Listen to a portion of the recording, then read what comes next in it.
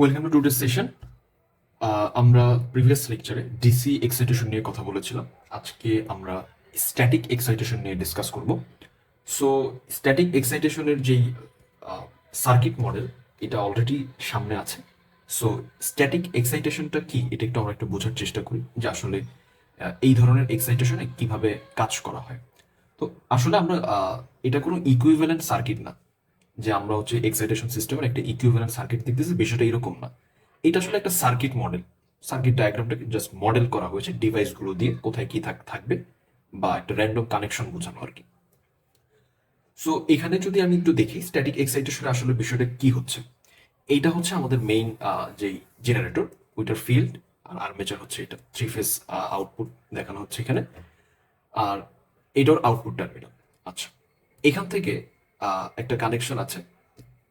আমাদের যে এক্সাইটেশনের যে কানেকশনটা, এটা হচ্ছে এইখান থেকে একটা কানেকশন আছে। এটা হচ্ছে আমাদের একটা রেকটিফিকেশন বক্স, যেটার ভিতরে থাইরিস্টর থাকবে। আর এখানে একটা স্টেপ ডাউন ট্রান্সফরমার আছে। এখানে একটা রেগুলেটরি সিস্টেম আছে, রেগুলেশন মেটার কন্ট্রোলিং সিস্টেম বলা হচ্ছে এক্সাইটেশনটাকে। এখানে হচ্ছে একটা এফডিআর মানে ফিল্ড ডিসচার্জ রেজিস্টর আছে, একটা পাওয়ার ব্যাংক আছে। দেন সেই হচ্ছে আমাদের ব্রাশ অ্যান্ড স্লিপ রিং, যেটার মাধ্যমে আমরা এক্সাইটেশন কারেন্টকে পাস করতেছি। সো এটা হচ্ছে ফিল্ড ওয়াইন্ডিং। সো এই হচ্ছে মোটামুটি আমাদের ডিভাইসগুলো। এখন আমি একটু বলি, স্ট্যাটিক এক্সাইটেশনটা আসলে এক ধরনের সেলফ এক্সাইটেশন। আমরা ডিসি এক্সাইটেশন পড়ার সময় আমরা বলেছিলাম যে সেলফ এক্সাইটেশনটা অ্যাকচুয়ালি কি। সো সেটা ছিল ডিসি ডিসি শান্ট জেনারেটরের জন্য, ওইটা সেলফ এক্সাইটেশনে চলে। সেলফ এক্সাইটেশনের কনসেপ্ট আসলে এইটাই সবার ক্ষেত্রেই। সেটা হচ্ছে একটা জেনারেটরের যে এক্সাইটেশন সিস্টেম, এই এক্সাইটেশন সিস্টেমের কারেন্টের যে সোর্স বা যেটা পাওয়ার সোর্স আর কি, এই পাওয়ার সোর্সটার যখন জেনারেটরের নিজের আউটপুট থেকেই আসে, জেনারেটর নিজেই সেটাকে সাপ্লাই দেয় তার আউটপুট বা তার জেনারেটেড ইএমএফ থেকে, তখন হচ্ছে এটা সেলফ এক্সাইটেশন বলেই আমরা চিনি। সো এখন যে বিষয়টা, এটাও স্ট্যাটিক এক্সাইটেশনটাও এক ধরনের সেলফ এক্সাইটেশন প্রসেস। তো আমি একটু বলি, সেলফ এক্সাইটেশন গুলোতে আমরা এর আগে প্রিভিয়াস লেকচারে বলেছিলাম যে আসলে সেলফ এক্সাইটেশন একদম শুরুতে তো আসলে ইএমএফ আউটপুটে থাকবে না জেনারেটরের। বাট আমার কিন্তু ইএমএফ প্রডিউস করার জন্য সবসময় ফিল্ড ওয়াইন্ডিং এ একটা কারেন্ট সাপ্লাই লাগতেছে, ফিল্ড কারেন্ট, যেটার মাধ্যমে আসলে আমি এখানে ইএমএফ ইন্ডিউস করতেছি। সো একদম শুরুতে যখন জেনারেটরটাকে আমি অন করেছি, তখন এখানে কোনো ইএমএফ নাই, বাট স্টিল আমার সেখানে কিন্তু ফিল্ড কারেন্ট লাগতেছে, কারণ ইএমএফ পেতে হলে ফিল্ড কারেন্ট তো লাগবে। আর এটা পাওয়ার পর যখন সাফিসিয়েন্ট আউটপুটে যখন সাফিসিয়েন্ট ইএমএফ আসবে, তখন আবার সে সেলফ এক্সাইটেশনে চলে যাবে। So at the very beginning, একদম শুরুতে যখন জেনারেটরটাকে অন করা হচ্ছে, তখন ওর কানেকশনটা আসলে এটার সাথে থাকে না। তখন এই যে আমাদের ফিল্ড ওয়াইন্ডিং, ওর কানেকশনটা অ্যাকচুয়ালি থাকবে হচ্ছে এই যে ডটেড লাইন দিয়ে দেখানো হইলো। আমি শুরু থেকে বলি আসলে কি হচ্ছে। ডটেড লাইন দিয়ে একটা সার্কিট ব্রেক মানে দেখানো হচ্ছে, যেটা আসলে এটার সাথে ডিরেক্ট কানেকশন বোঝানো হয়েছে, বাট শুরুতে এইটার সাথে আসলে কোনো কানেকশন থাকে না। এই থাইরিস্টর ব্রিজ রেক্টিফিকেশনের সাথে এটার কোনো কানেকশন থাকে না। ফিল্ড ওয়াইন্ডিং এর যে দুইটা টার্মিনাল, কানেকশনটা হবে এই পাওয়ার ব্যাংক বা ব্যাটারি ব্যাংকের সাথে। এইখান থেকে তখন এই সার্কিটগুলোকে ক্লোজ করে দেয়, সুইচগুলোকে ক্লোজ করে দেওয়া হয়। তো ফর ইনস্টেন্স, এক্সাইটেশন কারেন্টের সোর্স হিসেবে এই পাওয়ার সোর্সটা কাজ করবে, একটা এক্সটার্নাল পাওয়ার সোর্স কাজ করবে। এই পাওয়ার সোর্সের কারণে এই ডিরেক্ট যে ডিসি কারেন্টটা এখানে সাপ্লাই হবে, এটা অবশ্যই ডিসি পাওয়ার সোর্স সাপ্লাই হবে। সাপ্লাই হওয়ার পর এখানে হচ্ছে যে ফিল্ড কারেন্ট শুরুতে আসলো, এইটা এখানে ইএমএফ ইন্ডিউস করলো জেনারেটর ভিতরে। জেনারেটর আউটপুটে হচ্ছে আমরা কিছু ইএমএফ পাইলাম। আচ্ছা, তো সাফিসিয়েন্ট ইএমএফ পাওয়া গেছে, এইটা কিভাবে বুঝবো? এইটাকে তো মেজার করতে হবে, রাইট? আমি এখান থেকে দিলাম, এটাকে তো আমার অফ করতে হবে, যেহেতু আমার আসলে সেলফ এক্সাইটেশনের দরকার। তো আমি এটাকে দিয়ে আগে শুরুতে ফিল্ড কারেন্ট দিলাম, দেওয়ার পর এখানে ইএমএফ আসলো, আউটপুটে আমি ভোল্টেজ পাচ্ছি আউটপুট টার্মিনালে। ঠিক আছে? সো এই আউটপুট টার্মিনালে যে ভোল্টেজটা আমি পাচ্ছি, এই ভোল্টেজটা আমি যে বলতেছি সাফিসিয়েন্ট ইএমএফ ক্রিয়েট হলে আমার সেলফ এক্সাইটেশনটা শুরু হয়ে যাবার, এটাকে আমি ডিসকানেক্ট করে দিব। এই সাফিসিয়েন্ট হচ্ছে বা সাফিসিয়েন্ট ইএমএফ আসলো, এইটাকে তো আমার বুঝতে হবে, এটাকে সেন্স করতে হবে, এটাকে মেজার করতে হবে। এই মেজারমেন্টের জন্যই আমরা আউটপুট টার্মিনালে একটা পাওয়ার পটেনশিয়াল ট্রান্সফরমার আর একটা হচ্ছে কারেন্ট ট্রান্সফরমার কানেক্ট করে রাখি। সো সিটি দিয়ে কারেন্ট ট্রান্সফরমারকে বোঝানো হয়েছে, আর পিটি দিয়ে পটেনশিয়াল ট্রান্সফরমারকে বোঝানো হয়েছে। তো এই সিটি পিটি এগুলোকে আমরা কানেক্ট করে রাখি আমাদের আউটপুট টার্মিনালে। এটা কিন্তু কোনো মানে অ্যাকুরেট কানেকশন, মানে একদম সার্কিট ইকুইভ্যালেন্ট সার্কিটে কেমন বিষয়টা এরকম না। জাস্ট বোঝানো হয়েছে ডিভাইসগুলো এই টার্মিনাল থেকে এই টার্মিনালে কানেক্ট থাকবে। আমি শুরুতেই বলে নিয়েছি, আমরা এটা একটা সার্কিট মডেল পড়তেছি। সার্কিট ডায়াগ্রাম দেখছি, একটা র্যান্ডম ডায়াগ্রাম, একটা খুবই ফান্ডামেন্টাল ডায়াগ্রাম। এটা কিন্তু কোনো ইকুইভ্যালেন্ট সার্কিট না। ওকে, সো সার্কিট মডেল আমি জাস্ট দেখাচ্ছি যে আমরা কোথায় কোন ডিভাইসটা থাকবে, এটার সাথে এটার কানেকশন থাকবে, বিষয়টা হচ্ছে এরকম। এখন যেই বিষয়টা সেটা হচ্ছে, তাহলে এই sufficient EMF, sufficient output current, এগুলোকে মেজার করার কাজ হচ্ছে এই পটেনশিয়াল ট্রান্সফরমার আর কারেন্ট ট্রান্সফরমারের। ওরা এটা মেজার করার মাধ্যমে এই যে ওদের কানেকশনটা কিন্তু এই রেগুলেটর সিস্টেমের কাছে, ওরা একটা ফিডব্যাক পাঠাবে। তো ফিডব্যাকটা কি অ্যাকচুয়ালি সিগন্যাল হিসেবেই পাঠায়, ভোল্টেজ সিগন্যাল বা কারেন্ট সিগন্যাল। তো আমরা তো ইলেকট্রিক সিগন্যাল বলতে এই দুইটাকেই জানি অ্যাকচুয়ালি।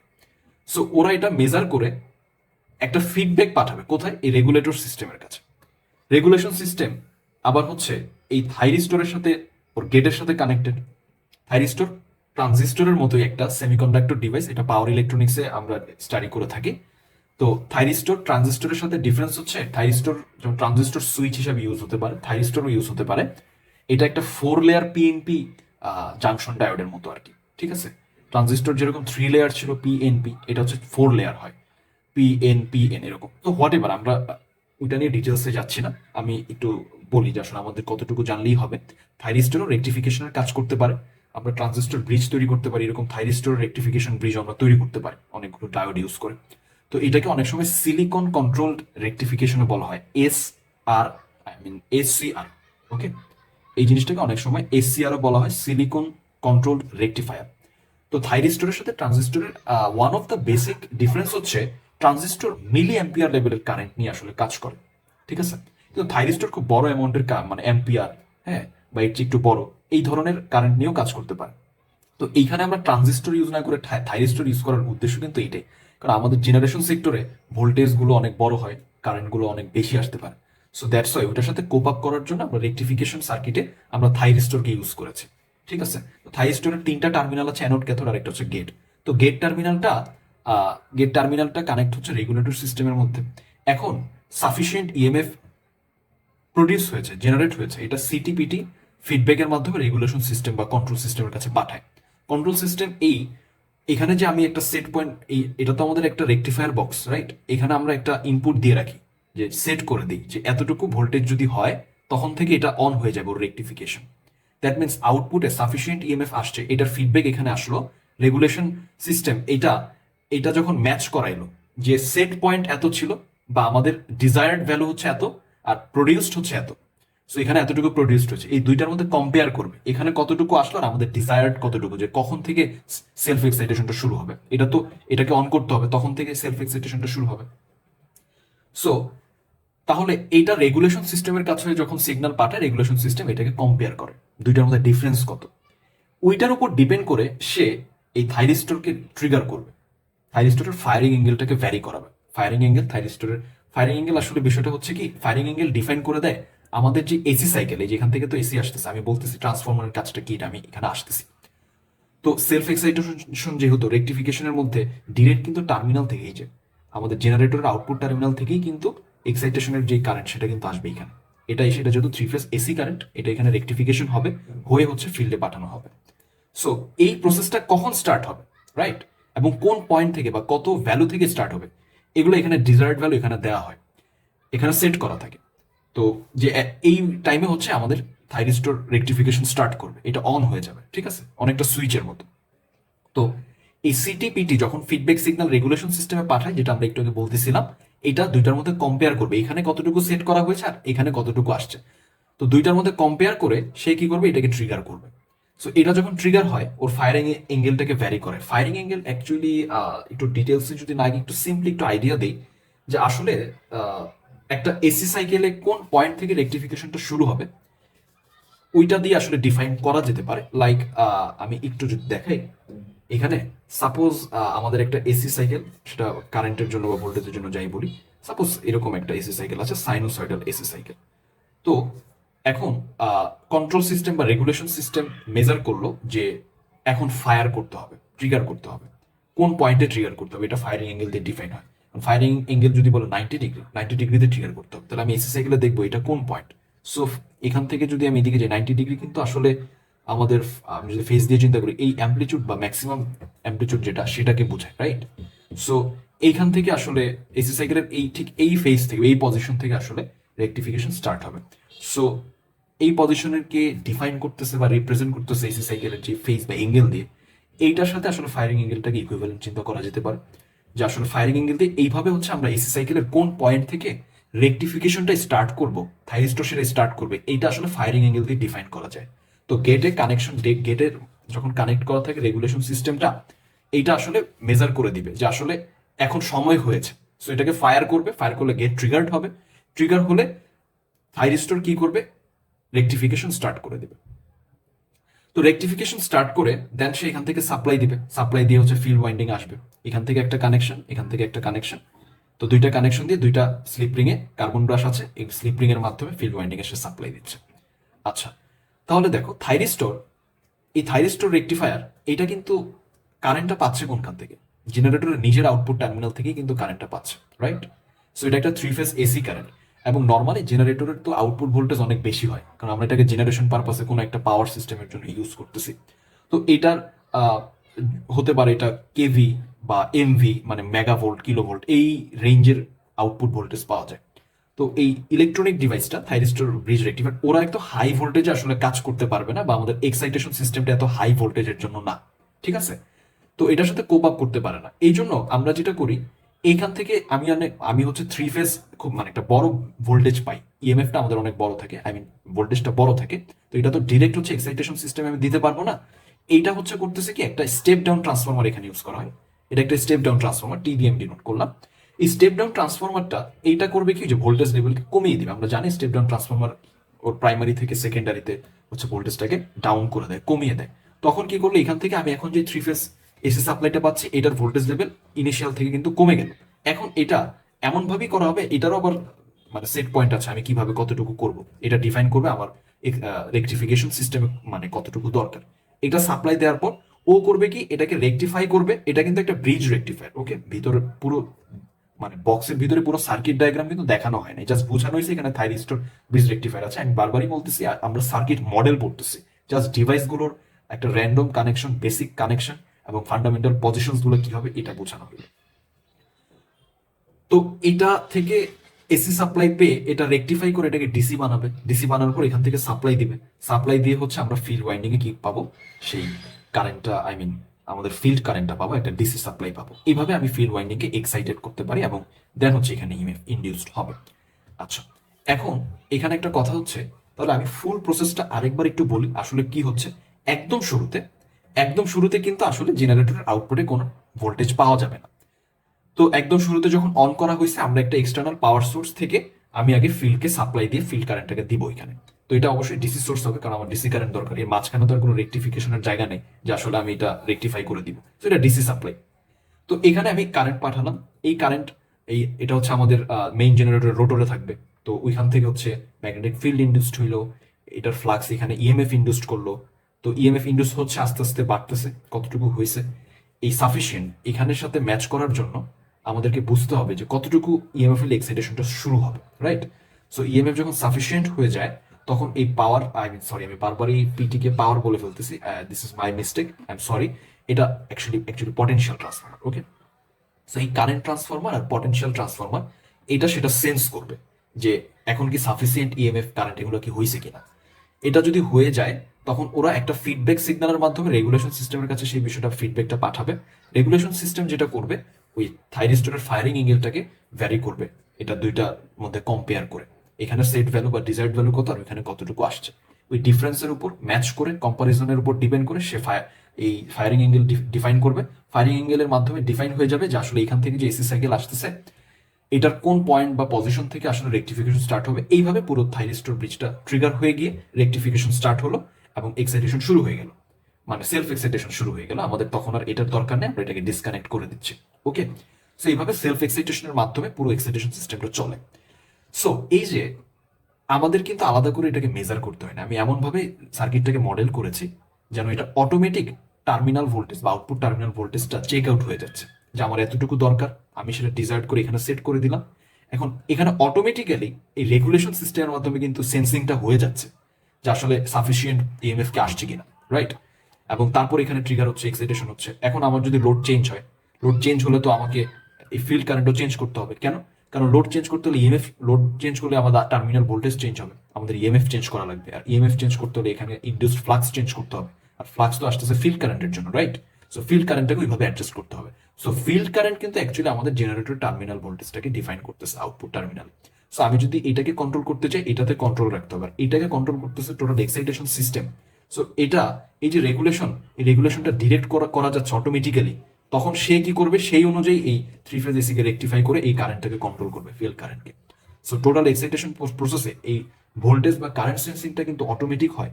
সো এই ধরনের ভোল্টেজ রেগুলেশনকে আমরা শর্টলি বলি AVR, automatic voltage regulation process.